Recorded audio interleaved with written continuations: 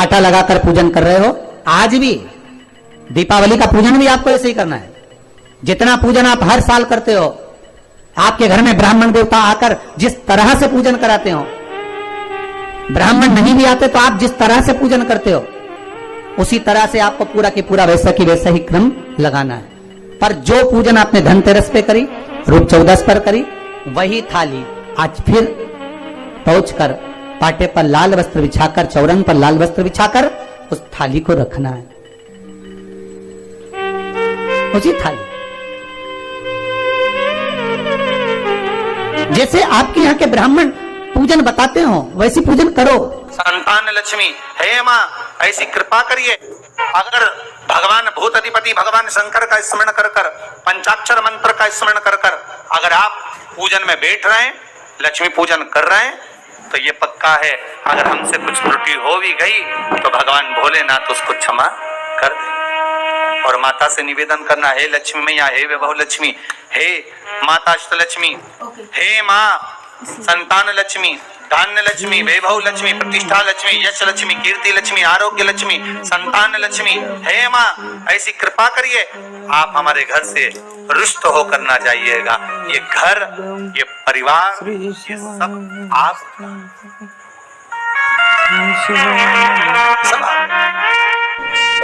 पर अगर ब्राह्मण आपके यहाँ नहीं आते पूजन कराने, आप स्वयं करते हो तो जैसा करते आए हो, आपके पूर्वज जैसा बताते हो, आपकी सास जैसी बताती हो, आपके ससुर जैसा बताते हो, आपके जेठ जेठानी जैसा बताते हो, आपके घर के बड़े बुजुर्ग जैसा बताते हैं, वैसी पूजन करो।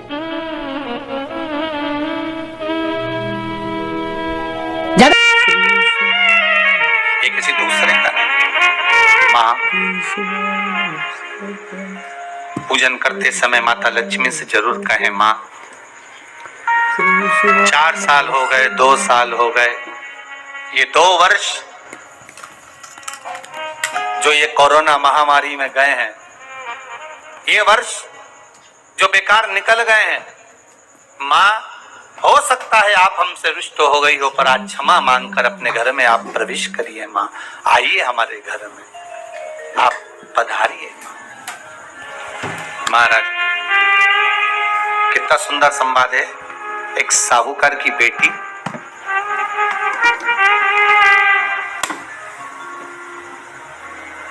साहूकार की पुत्री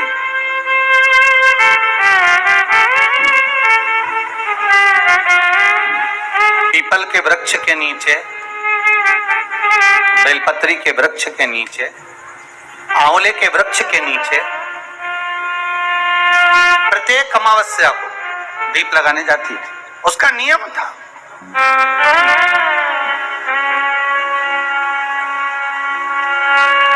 साहूकार की पुत्री प्रत्येक अमावस्या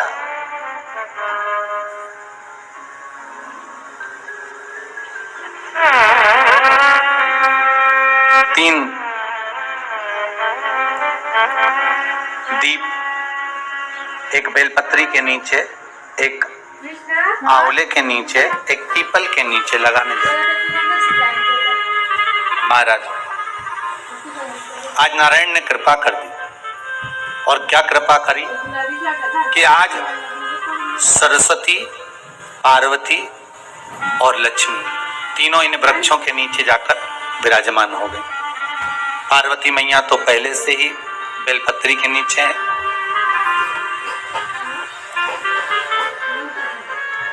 स्वयं सरस्वती मैया, लक्ष्मी मैया आंवले और पीपल के नीचे विराजमान हो गए। अब आज तीनों देवियों में बात हो रही है, आज तीनों देवियों में चर्चा हो रही है कि यदि आज अगर कोई दीप लगाने आया और पहला दीप जिसका लगेगा तो ये पक्का है कि मैं लक्ष्मी उसके घर में प्रवेश करूंगी।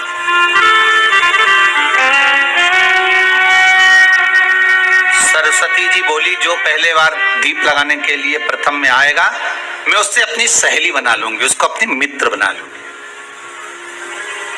पार्वती जी बोली, जो प्रथम दीप लगाने आएगा। बस इतना जरूर याद रखना कि घी का दिया और तेल का दिया, ये दोनों दीप दीपावली के दिन रात्रि को अखंड जलना चाहिए, एक रात्रि अखंड जले। पार्वती जी कहती हैं, मैं भगवान शिव से कहकर उनका कल्याण करवा दूं। अब ये साहूकार की बेटी, वो साहूकार जो कहने का तो साहूकार था, धन पूर्व में बहुत था, पर अब इसके पास में कुछ भी नहीं बचा था। देखिए, सुख दुख तो जीवन में चलता रहता है। आज सुख है, कल दुख है, फिर दुख है, फिर सुख है। ये जीवन में चलता रहता है। भगवान ने दिया, हो सकता है पूर्व में आपके पास में खूब धन होगा, वैभव होगा, सत्ता होगी, फैक्ट्रियां भी होंगी, दुकान भी होगा, धंधा भी होगा, पानी भी होगा, सब कुछ, सारी सत्ता आपके पास में होगी, पर समय की घड़ी किसने देखी है साहब? कौन देखा घड़ी को, कौन देखा पल? घी का दीप जहां लक्ष्मी जी रखी है, आपने जिन कलदार की पूजन करी है उनके सीधे हाथ पर, और तेल का दीप उल्टे हाथ पर रखा होना चाहिए, लक्ष्मी जी के, आपके नहीं। वही रोली, मौली, चंदन, अबीर, गुलाल, मेहंदी, पीले अक्षत बड़ी मुश्किल से मिलता है। घड़ी, पल, समय, नक्षत्र कब बदल जाए किसको मालूम है? आज साहूकार के जीवन में था साहूकार कहने का, पर धन नहीं था, वैभव नहीं था, सब समाप्त हो गया था। कहीं पैसा चले गया, लग गया। महाराज, बेटी ने वही दीप तैयार करे। दीपावली की अमावस्या नहीं थी, पर दूसरी जो अमावस्या थी, उस अमावस्या पे उसने दीप लगाया।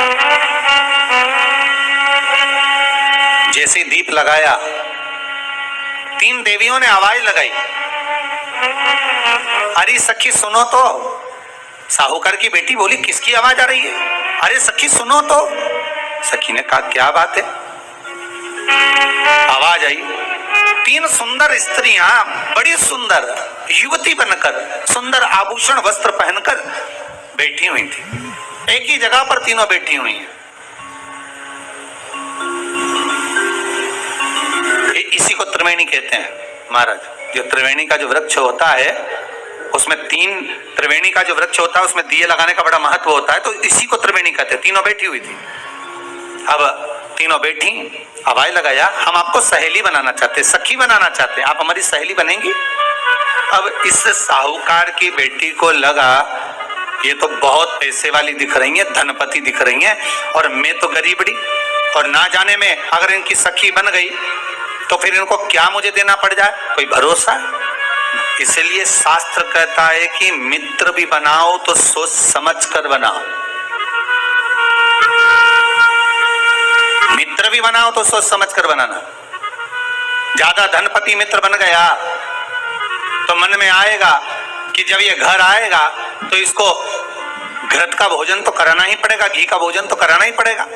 इसलिए मित्र भी बने तो ऐसा बने कि जो आपके सम्मुख में हो, उसको धन और वैभव से मतलब ना हो, उसको सत्ता से मतलब ना हो, आप उसको केवल आपसे मतलब, आपकी मित्रता से मतलब। साहूकार की बेटी ने कहा, मैं आपको कल बताती हूँ, मेरे पिताजी से पूछूंगी, मैं आपको मित्र बनाऊं कि ना बनाऊं? ठीक है, चलिए। घर पहुंची, पिताजी मुझे 3 सखियां मिली, एक सरस्वती है, एक पार्वती है और एक लक्ष्मी है। अच्छा, पीपल, आंवला और बेलपत्र तीनों वहां विराज। अच्छा, क्या कर रही हैं? सखी बनाना चाहती। पिताजी ने कहा, बन जाओ सखी, सखी बनने में दिक्कत क्या है, बनो। अब दूसरी अमावस्या पे जब वो गई और जाकर उसने कहा कि मैं आपकी सखी बन सकती हूँ, तीनों प्रसन्न हो गईं, तो उसमें से एक सखी माता लक्ष्मी ने कहा कि चलो आज तुम हमारे घर चलो, हम तुम्हारा सम्मान करना चाहते हैं। सखी को माता लक्ष्मी अपने घर ले गई। साहूकार की बेटी को जब घर लेकर गई, सुंदर सोने की चौकी, सोने की थाली और सोने के गिलास, पकवान एक से बढ़कर एक माता लक्ष्मी ने जब साहूकार की बेटी के सामने परोसे, इधर माता सरस्वती, इधर माता पार्वती नजदीक में बैठ गई और साहूकार की बेटी पकवान को पाने लगी।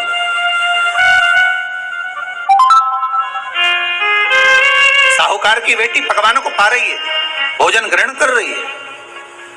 अब भोजन करने के बाद साहूकार की बेटी चली गई।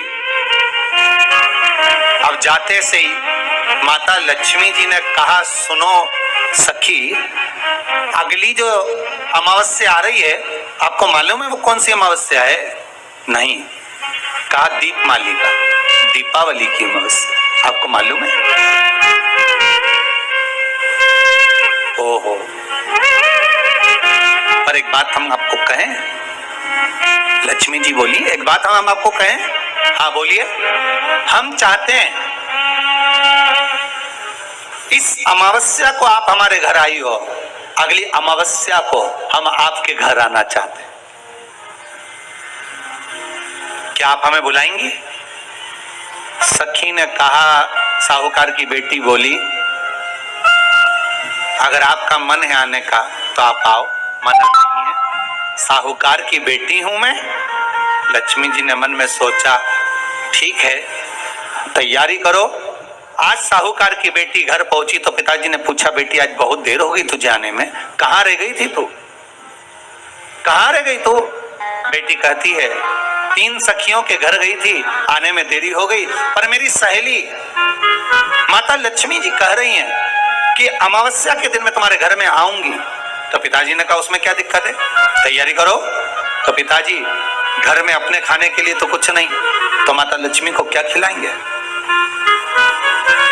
कई लोग कहते हैं कि दीपावली पे ना तो हमारे यहाँ घी है, ना हमारे यहाँ तेल है, ना हमारे यहाँ कपास है, ना हमारे यहाँ पर मिठाई बन रही है, ना हमारे यहाँ अच्छे वस्त्र हैं। हम क्या पहने माता लक्ष्मी को रिझाने के लिए? परशु महापुराण की कथा कहती है, अगर आपका भरोसा, आपका विश्वास, आपकी दृढ़ता परमात्मा के चरणों में लगी है तो परमात्मा लक्ष्मी पूजन की व्यवस्था भी वही कर देगा कि लक्ष्मी जी का सम्मान कैसे करना, आदर कैसे करना है। घर में बच्चों का विवाह होता है, टेंशन आपको होता है, परमात्मा पे छोड़ दो, भगवान विवाह कराने वाला होगा, भगवान पाणिग्रहण संस्कार कराएगा, भगवान व्यवस्था करेगा, क्योंकि जन्म उसी ने दिया है तो मृत्यु भी वही देता है। जन्म उसी ने दिया है तो पाणिग्रहण संस्कार भी वही करा देता है। क्यों सोचना? साहूकार ने कहा, बेटी तू इतनी जल्दी हिम्मत हार गई कि तेरे घर में कुछ नहीं है? गाय का गोबर ला, लीपन कर, घर को पोंछ, कचरा उठाकर बाहर फेंकिया।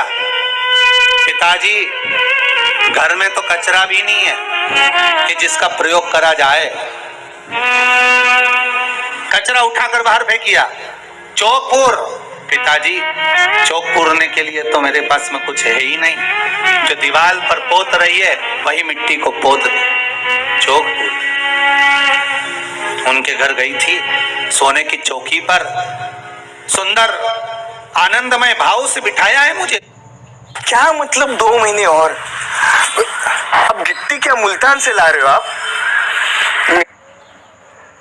सुंदर सोने की थाली में भोजन कराया है मुझे, अब मैं क्या दूं? पिताजी कहते हैं, अगर लक्ष्मी आपकी सहेली अगर आ रही है, बड़ी धनपति है, तो व्यवस्था भी वही करेगी। अब लक्ष्मी तो जाने की तैयारी में, सरस्वती उनके साथ जाने की तैयारी में, पर माता पार्वती नहीं गई। माता पार्वती ने कहा, आज मैं नहीं जाऊंगी। क्यों? आज मुझे अमावस्या का दिन है ना, इसलिए बेलपत्री के पेड़ के नीचे मुझे रहना पड़ेगा। तो माता पार्वती बेलपत्र के पेड़ के नीचे रुक गई। अब ये दोनों जाने के लिए तैयारी करी। लक्ष्मी और सरस्वती जाने लगी, साथ में उन्होंने गणेश जी को ले लिया, रिद्धि सिद्धि को ले लिया और साहूकार के यहाँ जा रही हैं। जैसे साहूकार के यहाँ जा रही थी, इतनी देर में माता पार्वती को लगा कि इसके पास में जिमाने के लिए, रखने के लिए कुछ नहीं है। माता पार्वती ने एक चील का रूप लिया और उड़ती हुई एक राजकुमारी के हार को, रतन जड़ित हार को लेकर मां पार्वती गई और साहूकार के घर में उस फेंक दिया। साहूकार के दरवाजे पर जैसे फेंका, बेटी ने झाड़ू लगाते समय देखा कि कचरा, ये हार कहां से आ गया? पिताजी को दिखाया, अल्लाह में जाऊं, और साहूकार लेकर गया हार को। जो सेठ को दिखाया, महाराज ये हार तो करोड़ों का है, कोई साधारण नहीं। धन मिला, धन मिला तो सबसे पहले जाकर एक सुंदर चौरंग लाया, पाटा लाया, उस पाटे पर सुंदर वस्त्र बिछाया और माता लक्ष्मी के आदर की तैयारी के लिए सुंदर सुंदर घर में पकवान बनने लगे साहब। और सुंदर सुंदर पकवान बने। जैसे ही लक्ष्मी घर में प्रवेश करी, सरस्वती प्रवेश करी, गणेश प्रवेश करे, रिद्धि सिद्धि प्रवेश करी, लक्ष्मी जी ने पहला संबोधन कहा, क्यों सखी, तू तो कह रही थी कि मेरे पास में कुछ भी नहीं, फिर इतना सारा सामग्री कहां से आ गई? सखी कहती है, मेरे पिताजी कहते थे जिसके मंदिर में दिया लगाया है, जिस वृक्ष के नीचे दिया लगा कर आई है, जहां जिस देवता को पूछ कर आई है, विपदा की घड़ी में वही देवता आकर खड़े होते हैं। ना जाने कहां से हार मिल गया, ना जाने कब प्रसाद बन गया। लक्ष्मी जी ने ध्यान लगा कर देखा कि पार्वती क्यों नहीं आई थी। समझ में आ गया कि एक सखी पूरी व्यवस्था करने में लग गई थी। ऐसी है मेरी माँ लक्ष्मी, ऐसी है माँ पार्वती, ऐसी है माँ सरस्वती। उनकी आराधना 3 दिन से आप पाटा लगाकर पूजन कर रहे हो। आज भी दीपावली का पूजन भी आपको ऐसे ही करना है। चावल, सुंदर सुंदर पुष्प, इत्र, सुंदर माला, कमल के फूल, कमल गट्टे 5 या 7, अमरबेल के टुकड़े 7 या 5, हल्दी की गांठ 5 या 7, हरे मूंग, धने में जो खड़ा धना होता है उस धने के साथ में थोड़ा सा गुड़ की बाटी, ये भी एक कटोरी में भरकर रखना चाहिए। क्यों रखा जाता है? गुड़ और धने को क्यों रखा जाता है लक्ष्मी पूजन में? इसलिए रखते हैं क्योंकि हमारे घर में नित्य प्रति जब भी योग लगे, शुभ कार्य, हमारे बच्चों का मंगल विवाह, हमारी बेटियों के, हमारे बहुओं के संतान की वृद्धि, वंश वृद्धि, ये सब होती रहे, मंगल कार्य होते रहे। महाराज सारी पूजन वैसे की वैसे ही करना है जैसे पूर्व में करी है। सुंदर माता के सम्मुख में मीठे का भोग लगाते हुए, जो आपके एक पाना लेकर आए होगे, एक सुंदर कागज पर लक्ष्मी, सरस्वती, गणेश जी का जो चित्र हो वो पूजन वाली जगह पर रखकर पूजन प्रेम से करें। और साथ में अपने कुल देवता, अपने कुल देवी, अपने पूर्वजों का भी स्मरण करें।